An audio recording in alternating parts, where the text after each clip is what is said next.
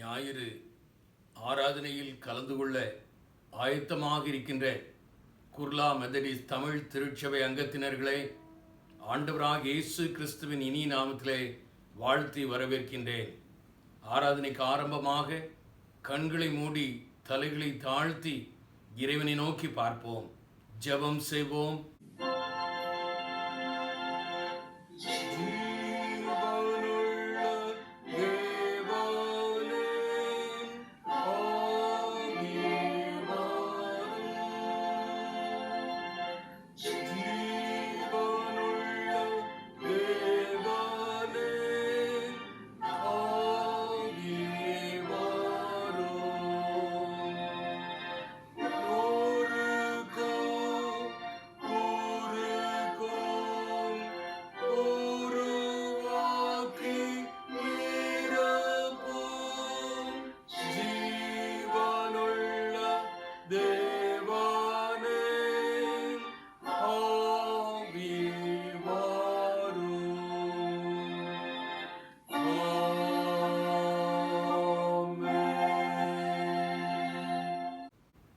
எங்கள் அன்புள்ள ஆண்டவரே, இந்த மகிழ்ச்சிகரமான ஆராதனை வேளையில் மகிழ்ச்சியோடுமே ஆராதிக்க ஆண்டவர் எங்களுக்கு தந்த வாய்ப்பிற்காக நன்றி. இந்த ஆராதனையின் துவக்கம் முதல் முடிவு பரியந்தம் நீர் எங்களோடு இருக்க வேண்டுமாறு, உம்முடைய பிரசன்னம் எங்களோடு இருக்க வேண்டுமாறு, உம்முடைய ஆளுகை எங்களோடு இருக்க வேண்டுமாறு கெஞ்சி மன்றாடி இந்த ஆராதனை முழுவதுமாக உம்முடைய கரத்தில் உம்முடைய ஆளுகைக்குள் ஒப்பு கொடுத்து ஜெபிக்கிறோம். பொறுப்பேற்றுக்கொள்ளும், உம்முடைய நாமத்தை மகிமைப்படுத்தும் அருமை இரட்சகர் இயேசு கிறிஸ்துவின் மூலம் ஜெபம் கேளும் எங்கள் அன்பின் ஆண்டவரே, ஆமீன். ஆராதனைக்கு ஆரம்பமாக யாவரும் சேர்ந்து எழுந்து நின்று கிறிஸ்து சபை கீர்த்தனைகளில் 5வது பாடல், சர்வ லோகாதிபா நமஸ்காரம், சர்வ சிருஷ்டிகனே நமஸ்காரம், தரை கடல் உயிர் வான் சகலமும் படைத்த தயாபர பிதாவே நமஸ்காரம் என்ற பாடலை யாவரும் சேர்ந்து எழுந்து நின்று பாடுவோம்.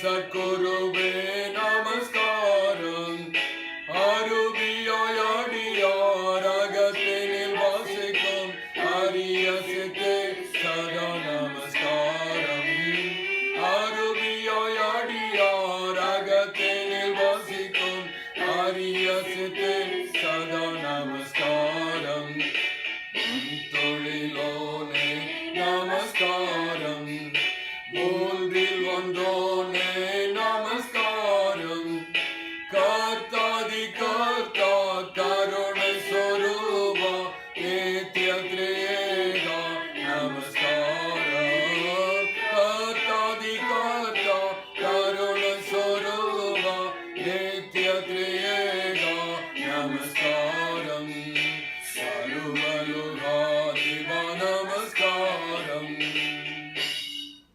முறைமுறையாக மாறி மாறி வாசிக்கும்படியாக தெரிந்து கொள்ளப்பட்ட சங்கீதம் 120. Responsive reading is taken from Psalm 120. சங்கீதம் 120. என் நெருக்கத்திலே கர்த்தரை நோக்கி கூப்பிட்டேன், அவர் எனக்கு செவி கொடுத்தார். கர்த்தாவே, பொய் உதடுகளுக்கும் கபட நாவுக்கும் என் ஆத்துமாவை தப்புவியும். கபட நாவே, உனக்கு என்ன கிடைக்கும்? உனக்கு என்ன செய்யப்படும்? பலவானுடைய கூர்மையான அம்புகளும் சூறை செடிகளை எரிக்கும் தழலுமே கிடைக்கும். ஐயோ, நான் மேசைக்கிலே சஞ்சரித்தது போதும், கேதாரின் கூடாரங்கள் அண்டையிலே குடியிருந்ததும் போதும். சமாதானத்தை பகைக்கிறவர்களிடத்தில் என் ஆத்துமா குடியிருந்ததும் போதும். யாவரும் சேர்ந்து வாசிப்போம். நான் சமாதானத்தை நாடுகிறேன், அவர்களோ நான் பேசும்போது யுத்தத்திற்கு எத்தனப்படுகிறார்கள்.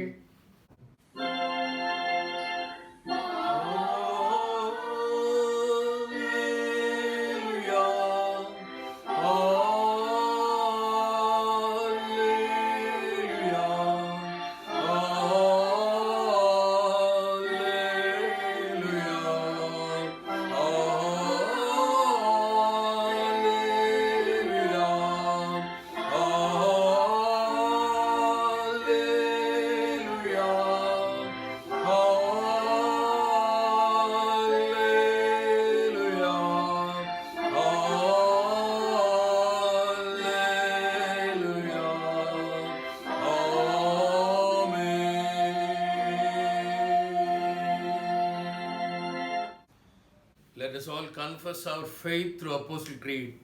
அப்போஸ்தல விசுவாச பிரமாணத்தை அறிக்கை செய்வதன் மூலமாக நம்முடைய விசுவாசத்தை நாம் உறுதி செய்வோம்.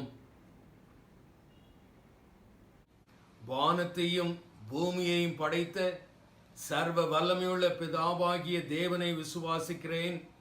அவருடைய ஒரே பேரான குமாரனான நம்முடைய நாதர் இயேசு கிறிஸ்துவை விசுவாசிக்கிறேன். அவர் பரிசுத்த ஆவியானவராலே கன்னி மரியாளிடத்தில் உற்பவித்து பிறந்தார். பொந்து பிலாத்துவின் காலத்தில் பாடுபட்டு சிலுவையில் அறையுண்டு மரித்து அடக்கமணப்பட்டு பாதாளத்தில் இறங்கினார். 3ஆம் நாள் மரித்தோரிலிருந்து எழுந்தருளினார். பரமண்டலத்துக்கு ஏறி சர்வ வல்லமையுள்ள பிதாவாகிய தேவனுடைய வலது பார்சத்தில் வீற்றிருக்கிறார். அவ்விடத்திலிருந்து உயிருள்ளோரையும் மரித்தோரையும் நியாயம் தீர்க்க வருகிறார். பரிசுத்த ஆவியை விசுவாசிக்கிறேன். பரிசுத்த உலகளாவிய திருச்சபையையும் பரிசுத்தவான்களுடைய ஐக்கியமும் பாவ மன்னிப்பும் சரீர உயிர்த்தெழுதலும் நித்திய ஜீவனும் உண்டென்று விசுவாசிக்கிறேன். ஆமேன். பிதாவுக்கும் குமாரனுக்கும்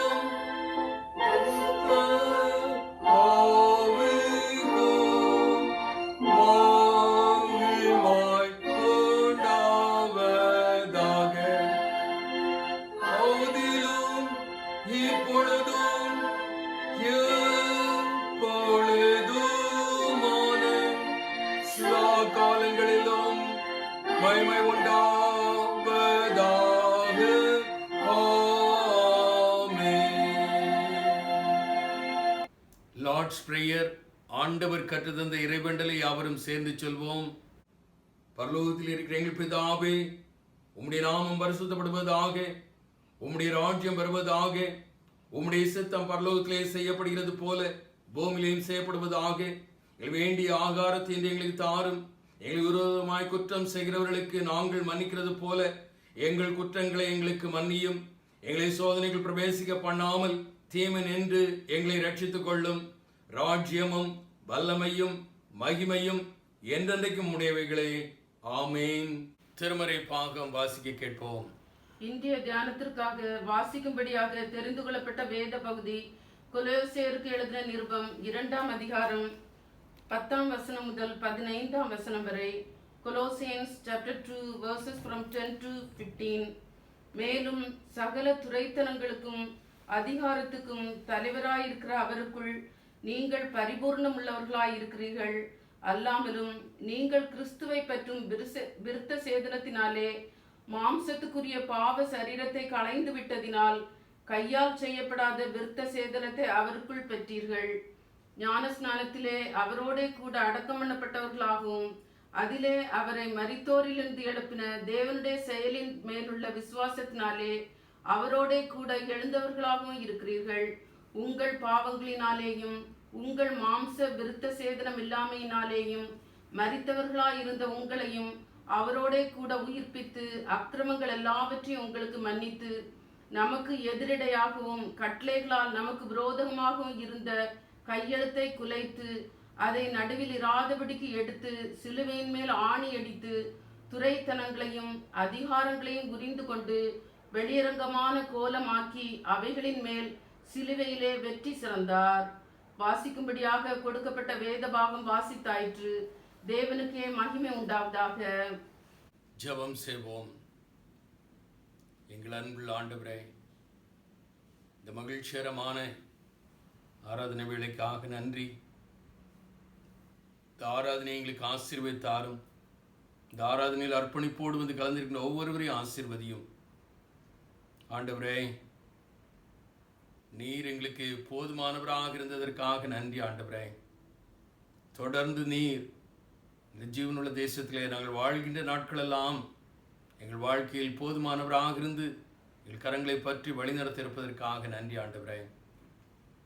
ஆண்டவரே, உம்முடைய திருச்சபையின் அங்கங்கள் அனைவரையும் குடும்பம் குடும்பமாக உம்முடைய கரத்தில் உம்முடைய ஆணி பாய்ந்த சட்டைகளுக்குள் உம்முடைய சிலுவை அடையாளத்தை அவர்கள் மீது வரைந்து உம்முடைய ஆளுகைக்குள் ஒப்பு கொடுத்து ஜெபிக்கிறோம்.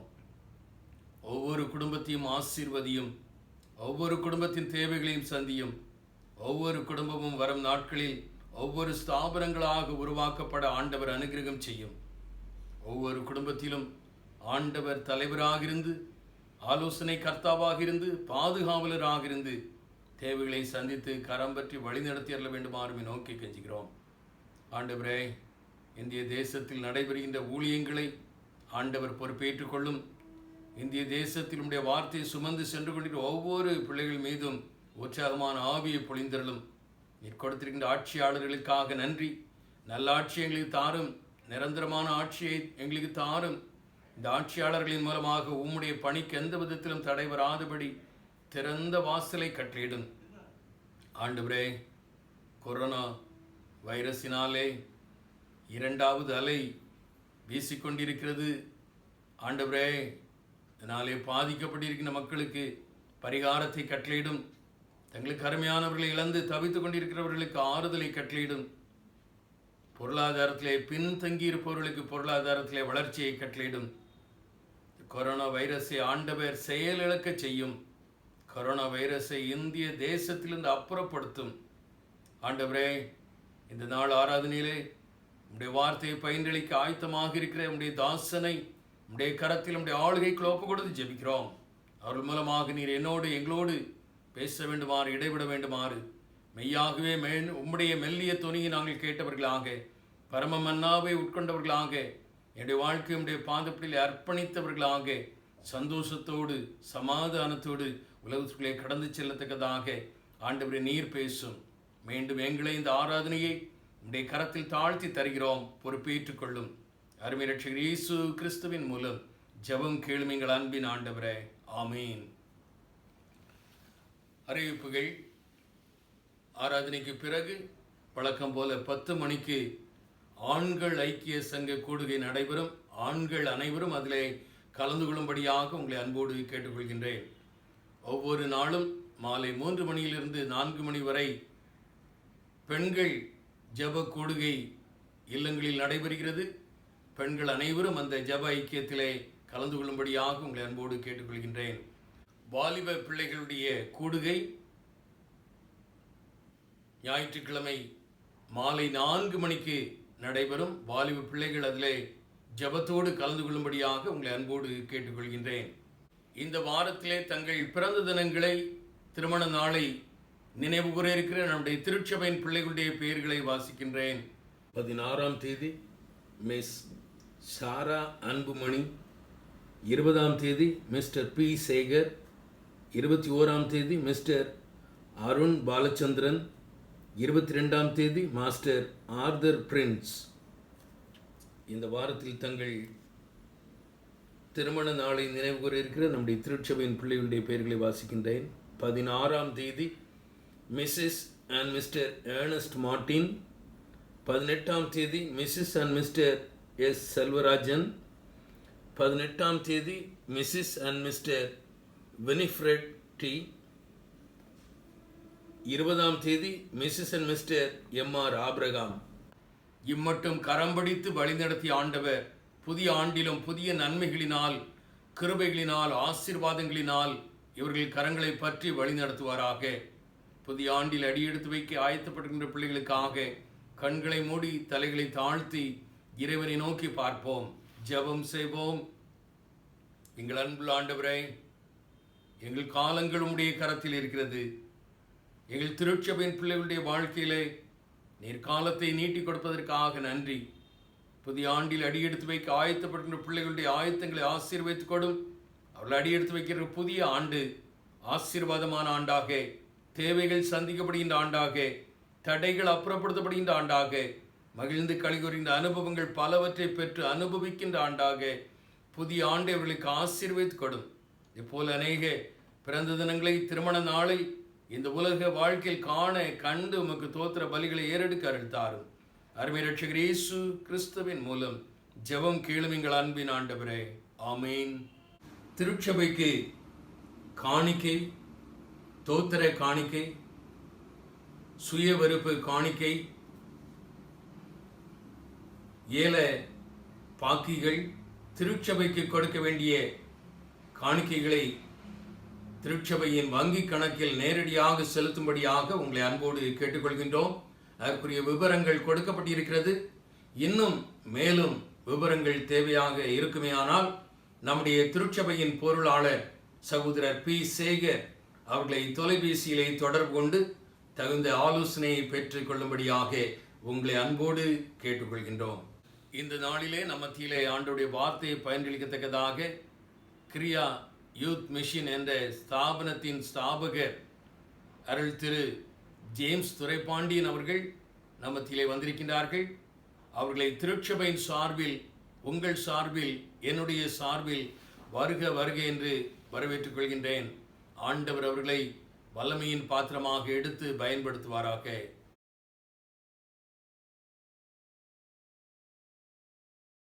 கர்த்தருடைய பரிசுத்த நாமத்திற்கு மட்டுமே மகிமை உண்டாகட்டும். இந்த நல்ல நாளிலே உங்களோடு கூட சேர்ந்து ஆண்டவரை ஆராதிப்பதற்கு, கர்த்தருடைய வார்த்தையை பகிர்ந்தளிப்பதற்கும் தேவன் கொடுத்த கிருபைக்காக நான் ஆண்டவரை ஸ்தோத்திரிக்கிறேன். கர்த்தர் பெரியவர்.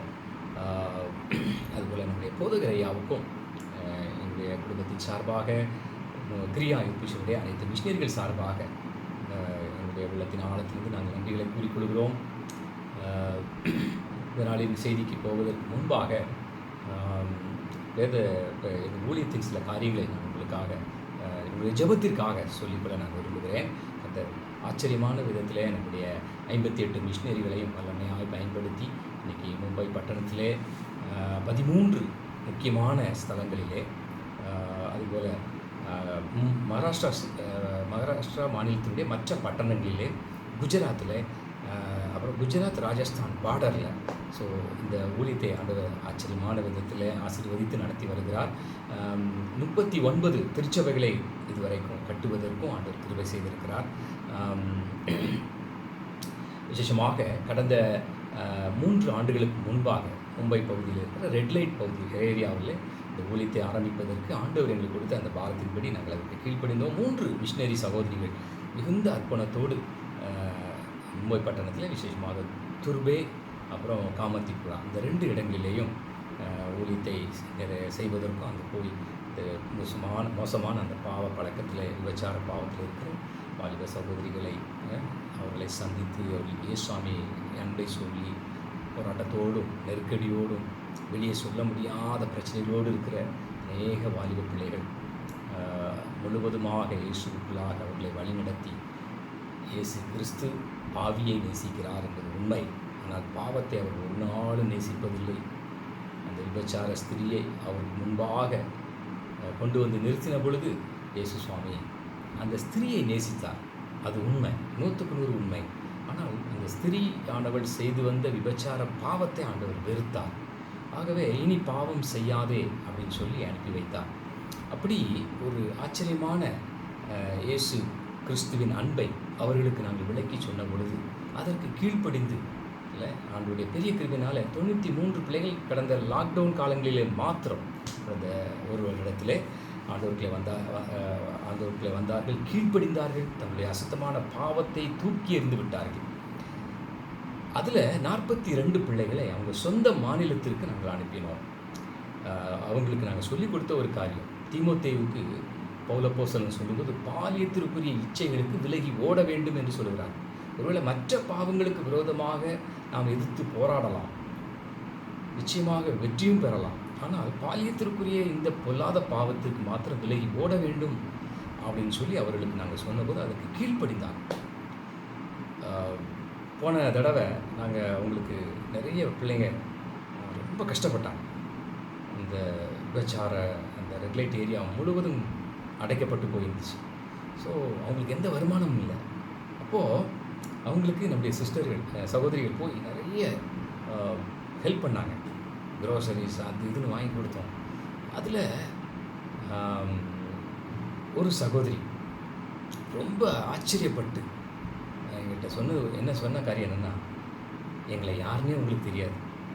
ஒருவேளை நிறைய பேர் பணக்காரங்க மற்ற நாட்களில் எங்களை தேடி வந்துட்டு போயிருக்காங்க. ஆனால் எங்களுக்கு ஒரு பிரச்சனைன்னு வரும்போது யாருமே கேட்கல. சகோதரி பேர் ராக்கி. எங்களை தேடி வந்து எங்களை யாருன்னே தெரியாது, இயேசு கடவுள் அவருடைய அன்பை எங்களுக்கு சுமந்து வந்து இப்படியெல்லாம் எங்களுக்கு உதவி செய்கிறீங்களே, உங்களுடைய இயேசு சுவாமி என்ன சொல்கிறாங்களோ அதுக்கு நாங்கள் கீழ்ப்படுகிறோம் அப்படின்னு சொல்லி சொன்னாங்க.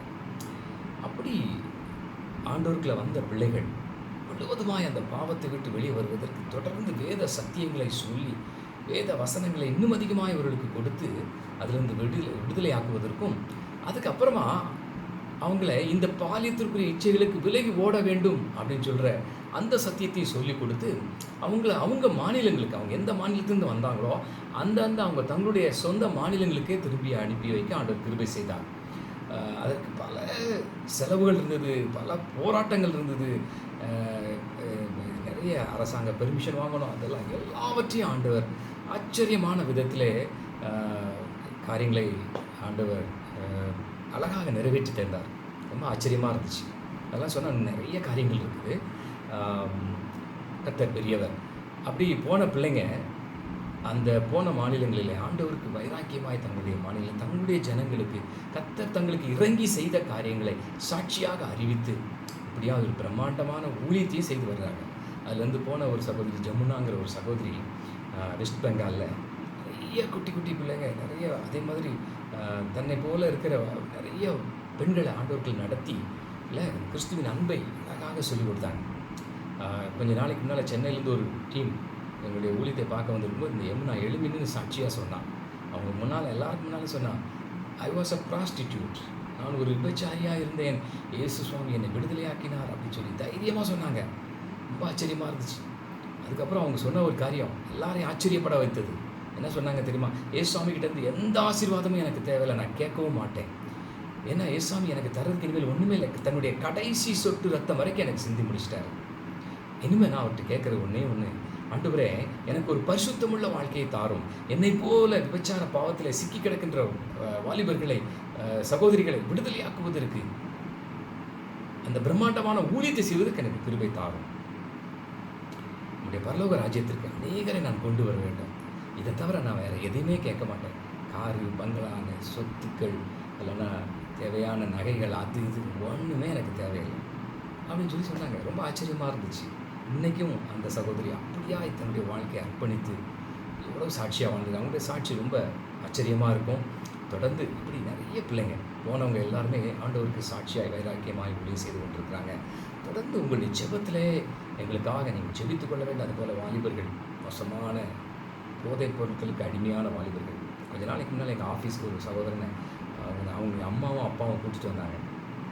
டஸ்ட்பின்னில் இந்த வேஸ்ட் பாக்ஸில் தூக்கி போடுற குப்பையை மாதிரி தான் தூக்கிட்டு வந்தாங்க, கொண்டு வந்தாங்க. அவங்க அவங்களுடைய கைகள் எல்லாம் பயங்கரமான ஸ்க்ராச்சஸ், அப்புறம் அந்த இன்ஜெக்ஷன்ஸை எடுத்து அந்த பகுதியெல்லாம் மறுத்து போயிருந்துச்சு. அப்போ எங்கள்கிட்ட வந்து கொடுத்துட்டு என்ன சொன்னாங்கன்னா, இவன் இனிமேல் எங்களுக்கு தேவையே இல்லை அப்படின்னு சொல்லி அந்த சகோதரன் விஷால் அவனை எங்கள் உணவு கொடுத்தாங்க. அவனுக்காக நாங்கள் ஊக்கமாக ஜெபித்தோம்.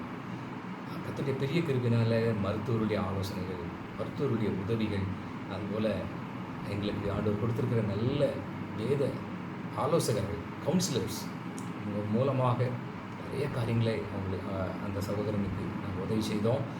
கம்ப்ளீட்டாக அந்த பாவத்திற்கு வெளியே வருவதற்கு வேத சத்தியங்களை இல்லை வேத வசனத்தை அதிகமாக அவனுக்கு சொன்னோம். இயேசு சுவாமி எவ்வளவு நல்லவர் என்பதை அவன் புரிந்து கொண்டான். முழுவதுமாக இந்த பாவத்தை விட்டுட்டு இன்றைக்கி கல்யாண பகுதியில் ஆண்டவருக்காக வைராக்கியமான சாட்சி உள்ள ஒரு வாழ்க்கை வாழ்ந்து அதோடைய ஊழியத்தையே செய்து வருகிறான். நிறைய சாட்சிகள் சொல்லிக்கிட்டே போகலாம் இல்லை. ஆனாலும் ஒரு பெரிய சமுத்திரத்தில் காயத்தை கரைத்தது போல் ஒரு ஊழியம்தான். மும்பை ஒரு பெரிய சமுத்திரம், ஏராளமான வாலிபர்கள். ஒரு நாளைக்கு கிட்டத்தட்ட 37 பேர் தற்கொலை செய்து கொள்கிறாங்க. அதில் 23 பேர் வாலிபர்கள். இப்படிப்பட்ட ஒரு பரிதாபமான பட்டணத்தில் ஆண்டவருடைய ஊழியத்தை செய்து வருகிறோம். தொடர்ந்து எங்களுக்காக நீங்கள் ஜெபித்துக் கொள்ளுங்கள். பரலோக ராஜ்யத்தில் நிறைய வாலிபர்களை, வாலிப பிள்ளைகளை பரலோக ராஜ்யத்திற்கு கொண்டு வர வேண்டும். கிரியா யூத் மிஷன் அதைத்தான் திட்டமிட்டு செய்து வருகிறோம். நிச்சயமாகவே உங்கள் ஜெபம் எங்களை இன்னும் அதிகமாக பயன்படுத்தும், பெரிய காரியங்களை சாதிப்போம் என்று விசுவாசிக்கிறோம். கண்களை மூடி ஒரு சின்ன ஜெபம் செய்யலாமா? கல்வாரி பாதை தோல்வியில்லை, கர்த்தாவே முன்னோடி நீரே, பின் நடந்தே உம்மை தொடர்ந்தே உன்னத வீட்டை அடைவோம். பின் நடந்தே உம்மை தொடர்ந்தே உன்னத வீட்டை அடைவே. இன்ப கீதம் துன்ப நிறம் ஈந்தீரே என் இயேசுவே. கொல்கதா பாதை சிலுவை சுமந்தே கர்த்தாவே உம்மண்டை வந்தே. கர்த்தாவே உம்மண்டை வந்தோ. ஆமாண்டவரே, உம்முடைய சமூகத்தில் ஆசையாய் வந்திருக்கிறோமே. நாங்கள் உமக்கு பயந்து உமக்கு கீழ்ப்படிந்து நடக்கும் அந்த உன்னதமான வாழ்வை, அந்த வழியை என்னுடைய இதய பலகையிலே நீர் எழுதித்தாரும். அதற்கு கீழ்ப்படிந்து ஆண்டவரே உண்மையும் உத்தமமாய் பின்பற்றுவதற்கு எங்களுக்கு உதவி செய்வேன் சாமி ஜெபிக்கிறோம். நன்றி இயேசு சுவாமி. இயேசுவின் உண்மை கேட்கிறோம் எங்கள் ஜீவனுள்ள நல்ல பிதாவே, ஆமென். கொஞ்ச நாளைக்கு முன்னால் ஒரு இஸ்லாமிய சகோதரனை சந்திப்பதற்கு, அவனுக்கு சுவிசேஷத்தை சொல்லுவதற்கு ஆண்டவர் ஒரு வாய்ப்பை தந்தார். அவன் பேர் தன்சாரி என்கிற ஒரு இஸ்லாமிய சகோதரன். அவங்ககிட்ட இயேசுவினுடைய அன்பை சொல்லிகிட்டு இருக்கும்போது ஒரு குறிப்பிட்ட பகுதியில் அவன் என்கிட்ட ஒரு கேள்வி கேட்டான். பையா, நீங்கள் சொல்கிறதெல்லாம் கரெக்டு, நான் நம்புகிறேன். இயேசு கிறிஸ்து எனக்கு ரட்சிப்பை கொடுப்பதற்காக இந்த உலகத்திற்கு வந்தார் என்று நீங்கள் சொல்கிறீங்க, நான் அதை நம்புகிறேன். ஆனால் எப்படி கடவுள் இந்த உலகத்திலே வந்து தன்னுடைய ஜீவனை கொடுக்க முடியும்? சாதாரண மனிதர்கள் எப்படி கடவுளை கொலை செய்ய முடியும்? இப்படி ஒரு பிரம்மாண்டமான ஒரு ரட்சிப்பை எப்படி இயேசு கிறிஸ்து நமக்கு கொடுத்தார்? இதை நம்புவதற்கு கொஞ்சம் கடினமாக இருக்கிறது அப்படின்னு சொல்லி சொன்னான். அதை எனக்கு கொஞ்சம் விளக்கி சொன்னீங்கன்னா எனக்கு உதவியாக இருக்கும்னு சொல்லி அவன் தன்னுடைய வாகனத்தை ஓட்டிக்கொண்டே இதை என்கிட்ட கேட்கும்போது அவனுக்கு நான் ஒரு 3 குறிப்புகளை கொடுத்தேன். அந்த 3 குறிப்புகளில் இருந்து அந்த 3 குறிப்புகளை சுருக்கமாக நான் அவனுக்கு சொன்னேன். அந்த 3 குறிப்பை கேட்ட பின்பு ஒரு சரியான ஒரு முடிவுக்கு வந்தான்.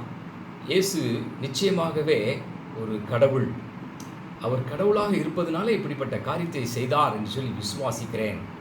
அவர் எனக்கு சொந்த இரட்சகராக வேண்டும், அவரை நான் ஏற்றுக்கொள்கிறேன் அப்படின்னு சொல்லி தீர்மானித்தான். அவனுக்கு சொன்ன 3 குறிப்புகளை தான் இப்போ உங்களுக்கு முன்பாக நான் சொல்ல விரும்புகிறேன். இயேசு சிலுவையிலே நமக்காக ஒரு பெரிய ரட்சிப்பை சம்பாதித்தார். அந்த ரட்சிப்பை நிறைவேற்றி முடித்தார். இந்த உலகத்தில் இயேசு சுவாமி 3.5 ஆண்டுகள் ஒரு பிரம்மாண்டமான ஒரு ஊழியத்தை நமக்காக இல்லை ரட்சிப்பை உண்டு பண்ணுவதற்காக செய்து முடித்தார் என்பதை நாம் நன்றாக அறிந்திருக்கிறோம். இயேசு கிறிஸ்துவினுடைய சிலுவையின் பாடு மரணம்தான் உலகத்திலே நடைபெற்ற ஒரு பெரிய தீமை என்பதை நாம் அறிந்திருக்கிறோம். இந்த உலகத்திலே நடைபெற்ற எல்லா தீமைகளை காட்டிலும் ஒரு கொடியதான ஒரு தீமை இயேசு கிறிஸ்துவுடைய சிலுவை மரணம். அதே சமயம் இந்த உலகத்திலே நடைபெற்ற எல்லா சம்பவங்களிலும் சிறப்பான ஒரு சம்பவம் அப்படின்னு ஒன்று இருக்குமே, ஆனால் அது இயேசு கிறிஸ்துவனுடைய பாடு மரணம், சிலுவை மரணம் தான். ஏன்னா அந்த சிலுவை மரணத்தில் தான் என்னுடைய ரட்சிப்பு உருவாக்கப்பட்டது. என்னுடைய ரட்சிப்புக்கான ஒரு பெரிய வழி திறக்கப்பட்டது. ஆக இயேசு கிறிஸ்துவுடைய சிலுவையின் பாடு மரணம் என்னுடைய வாழ்விலே மிக முக்கியமான ஒன்று. அதை நான் ஒரு நாளும் என்ன செய்ய முடியாது, மறந்து போக முடியாது. அந்த தன்சாரி கிட்ட நான் 3 குறிப்புகளை வைத்தேன் என்று சொன்னேன். இயேசு சிலுவையிலே 3 முக்கியமான காரியங்களை செய்து முடித்தார் என்று சொன்னேன். முதலாவது, அவனிடத்தில் நான் சொல்லும் பொழுது, நான் பாவம் செய்திருக்கிறேன், நான் மன்னிக்கப்படுகிறேன். நிச்சயமாகவே இயேசு என் பாவத்தை மன்னிக்கிறார், அது உண்மை. எப்போ நான் அவரிடத்தில் மன்னிப்பை கேட்கும் பொழுது, என்னுடைய பாவத்தை அறிக்கை செய்யும் பொழுது நிச்சயமாகவே அவர் என்னை மன்னிக்கிறார், அது உண்மை. ஆனால் எனக்குன்னு ஒரு தண்டனை இருக்குதே, அது என்ன தண்டனை? வெளிப்படுத்தின விசேஷம் 20வது அதிகாரத்தில் எனக்கான பாவம் செய்த ஒவ்வொரு மனிதனுக்கான தண்டனையும் அங்கு தெளிவாக சொல்லப்பட்டிருக்கிறது. என்ன தண்டனை? நரக ஆக்கினை. இயேசு கிறிஸ்து அந்த தண்டனையை தன் மீது ஏற்றுக்கொண்டார். எப்படி ஏற்றுக்கொண்டார் அப்படின்னு பார்த்தீங்கன்னா, அந்த ஒரு 3 மணி நேரம் கெத்செமனே தோட்டத்திலிருந்து கொஞ்சம் வருவோமே. கெத்செமனே தோட்டத்தில் ஆண்டவர் மிகுந்த வியாகுலத்தோடும் போராட்டத்தோடும் வேர்வை இரத்தத்தின் பெருந்துளிகளாய் தரையிலே விழுந்தது அப்படின்னு சொல்லி எழுதப்பட்டிருக்கு. அவ்வளவு வியாகுலத்தோடும் போராட்டத்தோடும் ஆண்டவர் அப்படிப்பட்ட ஒரு ஜெபத்தை செய்தார். அப்படின்னா அதுக்கு என்ன காரணம்? அவர் சிலுவையின் பாடு மரணத்தை குறித்து பயந்து போனாரோ? இல்லவே இல்லை. அவர் ஒரு கோழை இல்லை. எனக்காக 100 தடவை இல்லை, 100 மில்லியன் தடவை கூட அவர் சிலுவைக்கு போவதற்கு அவர் ஆயத்தமாக இருக்கிறார், முழு உலகத்தின் பாவத்திற்காக. அப்படிப்பட்ட ஒரு பிரம்மாண்டமான தியாகத்தை அவர் செய்வதற்கு எத்தனை தடவை வேணாலும் ஆயத்தமாக இருக்கிறார். ஆனால் அவருக்கு ஒரே ஒரு காரியத்தை அவர் விரும்பவில்லை. என்னன்னா, ஒரு 3 மணி நேரம் சிலுவையிலே அவர் தொங்கும் பொழுது நிச்சயமாக ஒரு குறிப்பிட்ட நேரம் வரப்போகிறது. அந்த நேரத்தில் முழு உலகத்தின் பாவமும் அவர் மீது வந்து அமரும் பொழுது தான் நேசித்த பிதாவானவரை விட்டு பிரிய வேண்டிய ஒரு நேரம் வருகிறதே, அதைத்தான் இயேசு சுவாமி மிகவும் மிகவும் வெறுத்தார். அதை விரும்பவே இல்லை அவர். ஏன்னா எப்பொழுதும் பிதாவோடு ஐக்கியமாக இருந்தார், பிதாவோடு கூட நெருக்கத்தை அவர் எப்பொழுதும் வைத்திருந்தார் ஐயா. ஆக அந்த குறிப்பிட்ட நேரத்தில் முழு உலகத்தின் பாவத்தையும் அவர் சுமக்க வேண்டிய அந்த பயங்கரமான அந்த கொடிய நேரத்தில் பிதாவானவர், பரிசுத்தமுள்ள பிதாவானவர் இயேசு கிறிஸ்துவின் மேலே அந்த பாவம் சுமத்தப்படும் பொழுது அந்த அருவருப்பு, அந்த அசுத்தம், இவைகளுக்கு ஒரு நாளும் சம்பந்தமே இல்லாத பரிசுத்த பிதாவானவர் நிச்சயமாகவே இயேசு கிறிஸ்துவை கைவிட வேண்டிய ஒரு நேரம் வருகிறது. அந்த நேரத்தை தான் இயேசு கிறிஸ்துவானவர் முற்றிலுமாய் வெறுத்த. ஆகவே அதில் சொல்றாரு, என்னுடைய சித்தத்தின்படி அல்ல, உம்முடைய சித்தத்தின்படி இந்த பாத்திரம் என்னை விட்டு நீங்க கூடுமானால் நீங்கட்டும் அப்படின்னு சொல்லி கேட்குறாங்க. ஒருவேளை நான் யோசிச்சு பார்த்தேன், இயேசு சுவாமி அவ்வளவு போராட்டத்தோடு ஜெபிக்கும் போது பிதாவானவர் இறங்கி வந்து, ஓகே ஜீசஸ், இயேசு ஓகே, இந்த ப்ராஜெக்டை இங்கேயே முடிச்சிருவோம், கெத்செமனே தோட்டத்திலே முடிச்சிருவோம், இங்கேருந்து நீ ஸ்ட்ரைட்டாக பரலோகத்துக்கு வந்துரு, இதோடு நம்ம முடிச்சிடலாம் அப்படின்னு சொல்லி ஒருவேளை பிதாவானவர் இயேசுவோடு கூட சொல்லிட்டு என்ன சொல்லியிருப்பார் தெரியுமா? எல்லாத்தையும் முடிச்சுட்டு இங்கேயே இந்த ப்ராஜெக்டை நிறுத்திட்டு பரலோகத்துக்கு வந்துருங்க அப்படின்னு சொல்லிட்டு, ஆனால் ஒன்றே ஒன்று, ஜேம்ஸ் நரகத்துக்கு போவான், பரவாயில்லையா? இயேசுவால் அதை தாங்கவே முடியாது. நான் மாத்திரம் இல்லைங்க, இந்த செய்தியை கேட்குற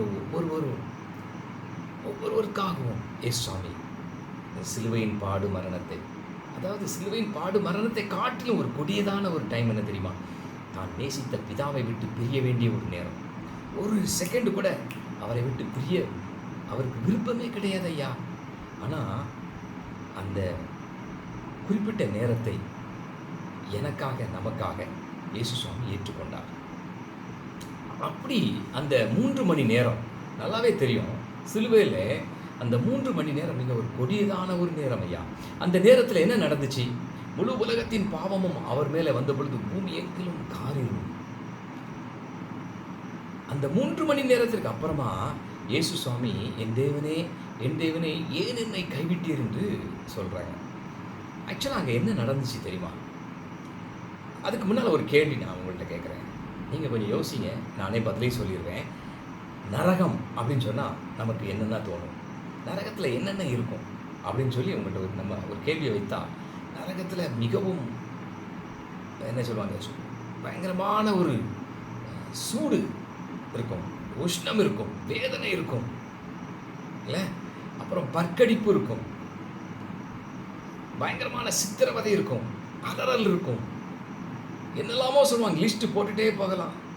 ஒருவேளை சின்ன பிள்ளையாக இருக்கும்போது நிறைய சொல்லுவாங்க, சாத்தான் அப்படி இருப்பான் அப்படி இருப்பான்லாம் சொல்லுவாங்க, இந்த செய்வான், நம்மளை முழுவதுமாய் நம்மளை துவம்சம் பண்ணிடுவான் அப்படின்லாம் சொல்லுவோம். ஆனால் இதையெல்லாம் காட்டிலும் ஒரு கொடுமையான ஒரு காரியம் நரகத்தில் இருக்கும். அது என்ன தெரியுமா? முழு உலகத்தையும் படைத்த கடவுள் அங்கு இருக்க மாட்டார். கடவுள் இல்லாத ஒரு சூழ்நிலையை, கடவுள் இல்லாத ஒரு உலகம், அதுதான் நரகம். Where there is no God, there is a hell. அதுதான் நரகம் ஐயா.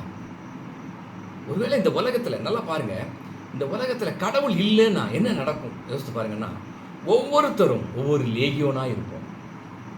ஒருத்தரும் உருப்படியாக ஒருத்தர்கிட்ட பேசிக்கிட மாட்டோம். ஒருத்தர் முன்னால் போயிட்டு இருக்கிறாரு, அவரை தட்டி ஐயான்னு கூப்பிட்டுட்டா அவர் திரும்பும்போது அவருடைய முகத்தை நம்மளால் பார்க்க முடியாது, சகிக்க முடியாது. அவ்வளவு 6000 பிசாசுகள் நிறைந்த ஒரு லேகியோன் எப்படி இருப்பானோ அப்படித்தான் இருப்பாங்க ஒவ்வொரு மனிதரும். ஏன்னா கடவுள் இல்லை. கடவுள் இல்லாத உலகம் அப்படித்தான் இருக்கும். அதுதான் நரகம்.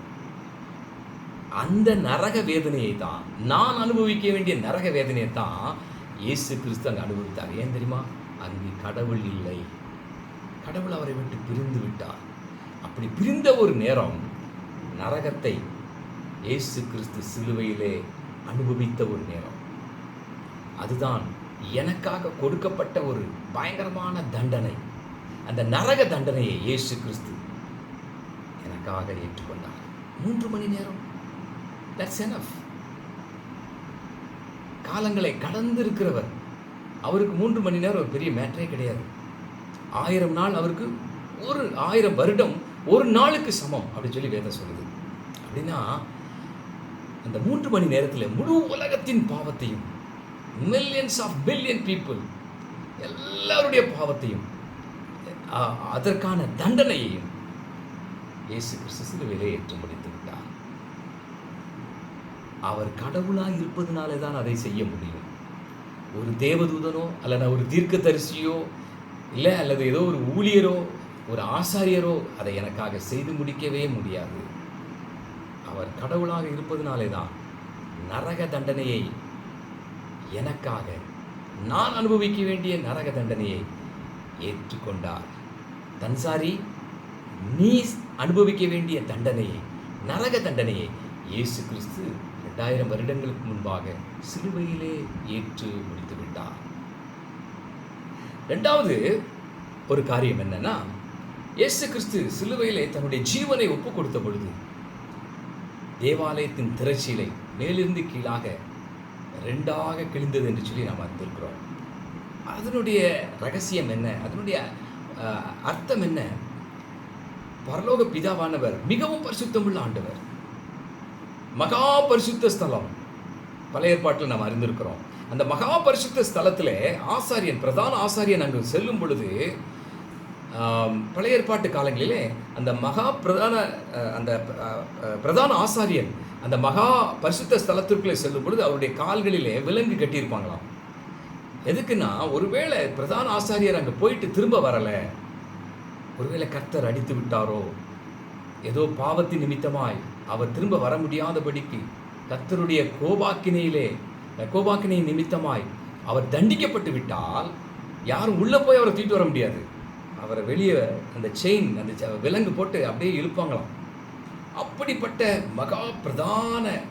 மகா பரிசுத்த ஸ்தலத்திலே இயேசு கிறிஸ்துவின் மூலமாக, இயேசு கிறிஸ்துடைய பயங்கரமான அந்த சிலுவையிலே அவர் சம்பாதித்து கொடுத்த அந்த பெரிய ரட்சிப்பின் நிமித்தமாக நாம் அந்த மகா பரிசுத்த ஸ்தலத்திற்குள்ளே சேரும்படியான வாய்ப்பு, அதாவது பிதாவானவரோடு கூட நமக்கு ஒரு ஐக்கியத்தை ஆண்டவர் ஏற்படுத்தி கொடுத்திருக்கிறார்.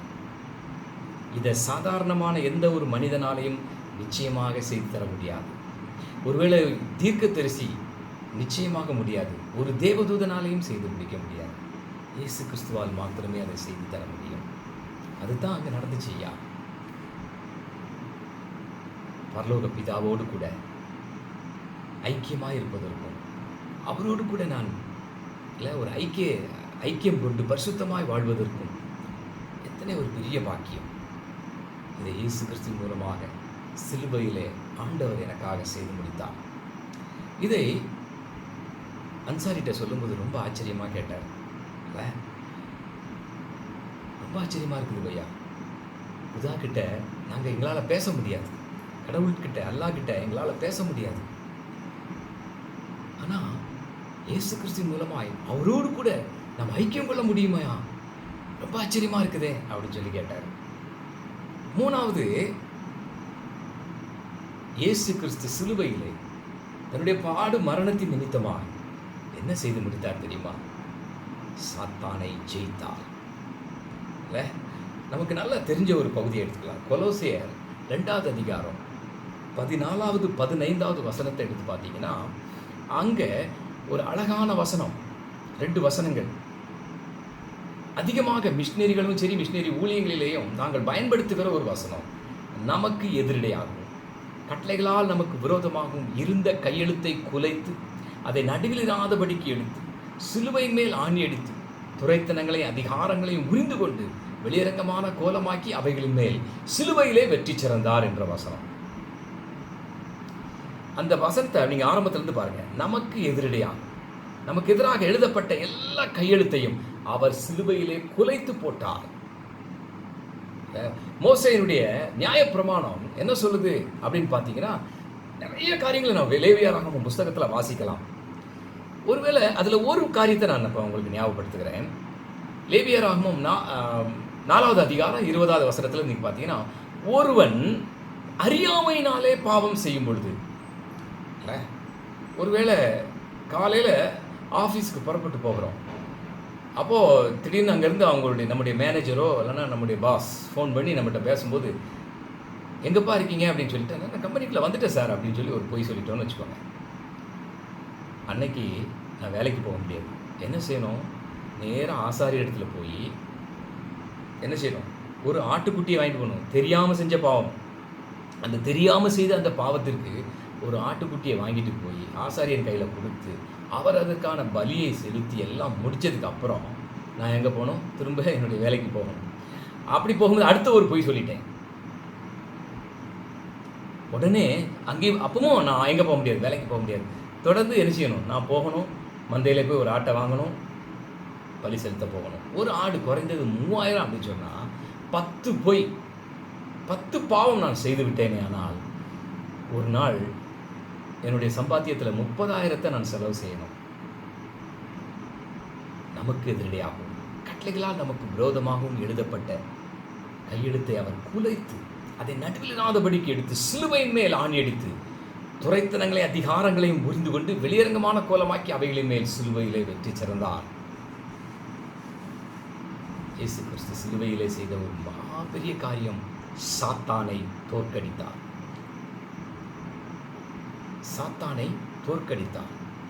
சாத்தான் இப்பொழுது பலன் இல்லாதவனாய் மாறி போனான்.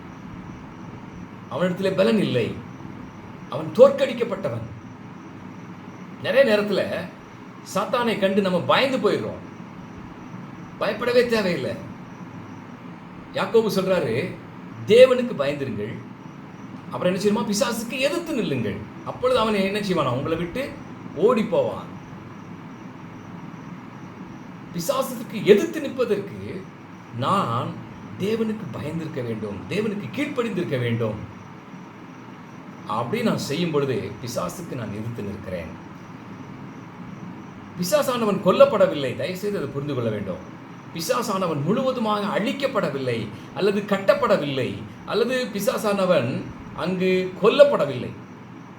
பிசாசானவன் ஜெயிக்கப்பட்டிருக்கிறான், அவன் தோற்கடிக்கப்பட்டிருக்கிறான்.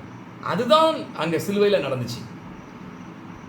அதனால சாத்தான் இன்னைக்கு உயிரோடு இருக்கிறான். ஆனால் அவன் பலன் இல்லாதவன், பல் பிடுங்கப்பட்ட சிங்கம் போல இருக்கிறான்.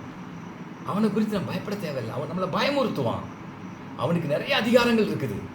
அந்த அதிகாரத்தை அவன் பயன்படுத்த தான் செய்வான். ஆனால் இயேசு கிறிஸ்துவனுடைய முழு ஆளுகைக்குள்ளே நான் இருக்கும் பொழுது அந்த சாத்தானை நான் ஜெயிக்க முடியும். இயேசு கிறிஸ்துவனுடைய பெயரை சொல்லும் பொழுது நிச்சயமாகவே நான் அவனை ஜெயிக்க முடியும். இன்னொன்று, சாத்தான் எப்பொழுதெல்லாம் நம்மை தாக்க நினைக்கிறானோ, எப்பொழுதெல்லாம் நமக்கு சோதனைகளை கொண்டு வருகிறானோ, அப்பொழுதெல்லாம் நாம் அவனுக்கு ஒரு காரியத்தை செய்ய வேண்டும். அவன் சிலுவையிலே இயேசுவாலே தோற்கடிக்கப்பட்டதை நாம் ஞாபகப்படுத்தும் பொழுது சாத்தானானவன் நம்மை விட்டு ஓடி போறான். எப்பொழுதெல்லாம் அவன் தோற்கடிக்கப்பட்டதை அவனுக்கு ஞாபகப்படுத்துகிறோமோ, அவன் நிச்சயமாகவே அதை விரும்புகிறதில்லை. அப்படி அவன் தோற்கடிக்கப்பட்டதை ஞாபகப்படுத்தும் போது அந்த இடத்தை விட்டு அவங்க ஓடிடுவாங்க. நிச்சயமா இது நடக்கும். சாத்தானே, நீ இயேசுவாலே தோற்கடிக்கப்பட்டவன், உனக்கு எனக்கு எந்த சம்பந்தமும் கிடையாது. எங்களுடைய விசுவாசி ஒரு வாலிப சகோதரன் குஜராத்தில் ஒரு நாள் முழுவதுமா பிசாசினாலே பிடிக்கப்பட்டு அவனை கொண்டு வந்து ஜெபிக்க கொண்டு வந்தாங்க. அப்போ அவனை நான் விசாரித்த போது அவங்க சொல்றாங்க, பேரண்ட்ஸ் சொல்றாங்க, கிட்டத்தட்ட 6 மாசம் ஆயிடுச்சு, எங்கள் கிராமத்தில் யாரும் நிம்மதியாக இருந்ததே கிடையாது.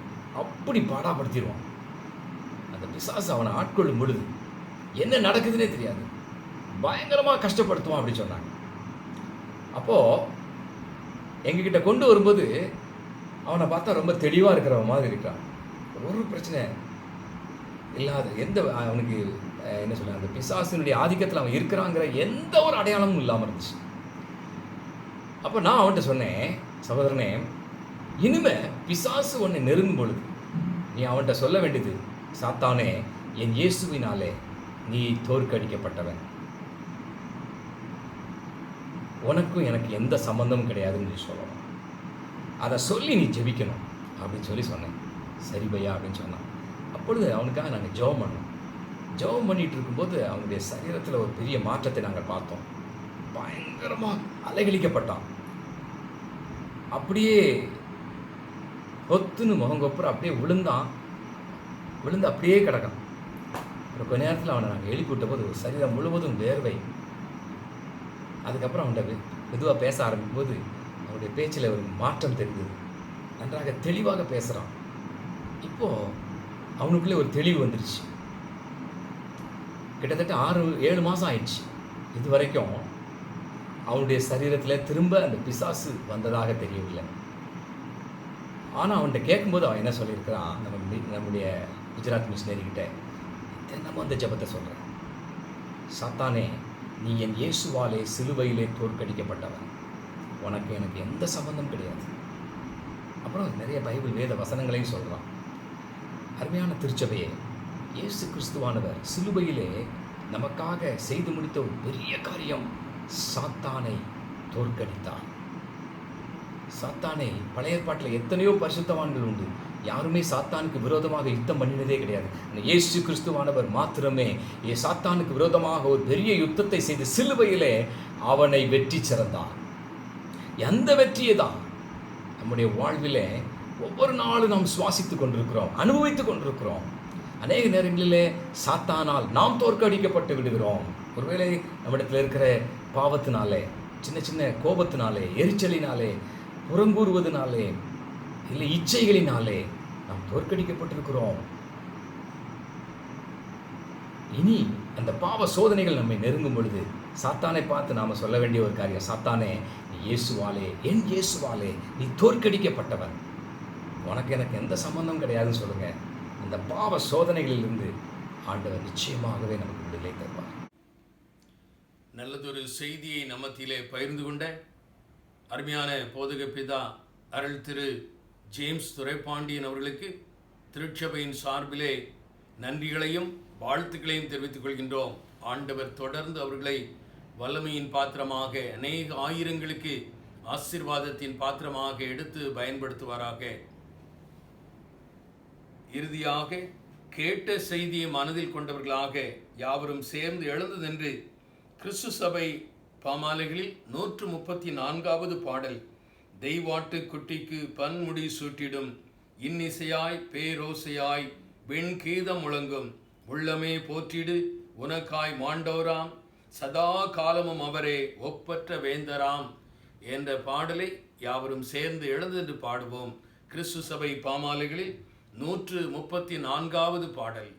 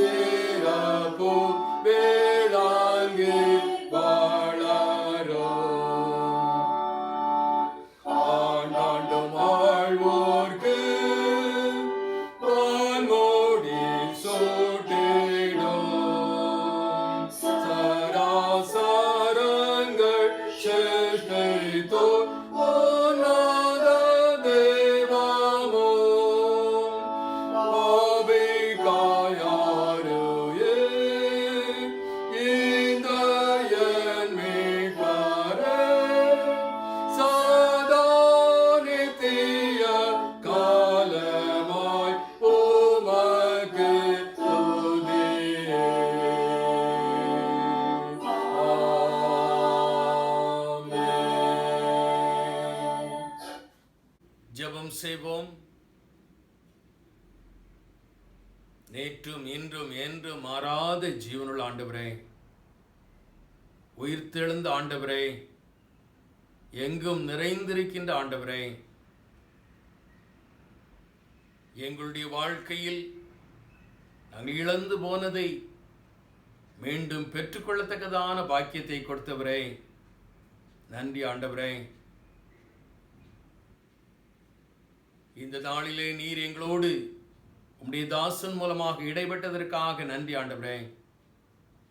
கேட்ட செய்தியை கேட்டவர்களாக நாங்கள் இங்கிருந்து உலகத்துக்குள்ளே கடந்து சென்று விடாமல் கேட்ட சத்தியத்திற்கு என்னுடைய சேவையை சாய்த்தவர்களாக என்னுடைய வாழ்க்கை அர்ப்பணித்தவர்களாக ஆண்டவரே இந்த உலகத்துக்குள்ளே கடந்து செல்லத்தக்கதாக அதன் மூலமாக நீர் வைத்திருக்கின்ற பரம ஆசீர்வாதங்களை இம்மையிலும் அருமையிலும் சுதந்திரித்துக் கொள்ளத்தக்கதான பாக்கியத்தை தாரும். திருச்சபையின் அங்கங்கள் அனைவரையும் உம்முடைய கரத்தில் மீண்டும் குடும்பம் குடும்பமாக ஒப்பு கொடுத்து ஜெபிக்கிறோம். பொறுப்பேற்றுக்கொள்ளும். உம்முடைய நாமத்தை மகிமைப்படுத்தும் அருமை இரட்சகர் இயேசு கிறிஸ்துவின் மூலம் ஜெபம் கேளும் எங்கள் அன்பின் ஆண்டவரே. ஆமீன்.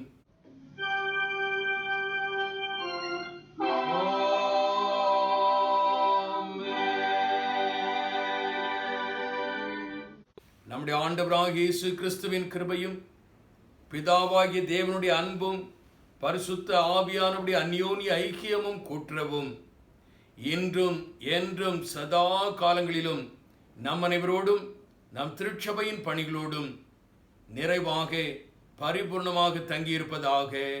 ஆமீன்.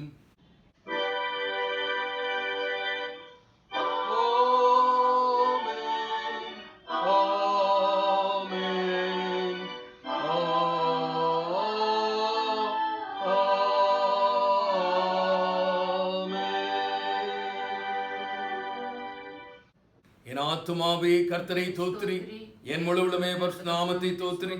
என் ஆத்துமாவே கர்த்தரை தோத்திரி, கர்த்தர் செய்த சகல உபகாரங்களை மறவாதே. ஆமீன்.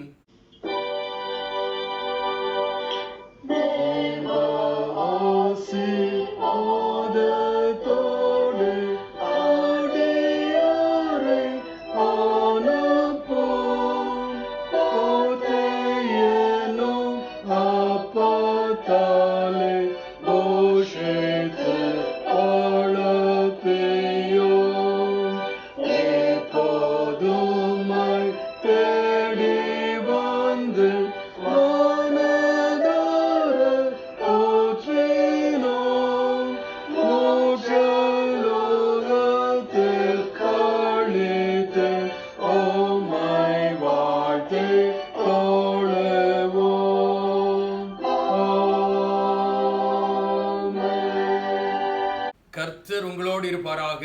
அவர் தமது ஆவியோடும் இருப்பாராக. சமாதானத்தோടെ போய் வர கடவோம். கர்த்தருடைய நாமத்தினாலே ஆமென்.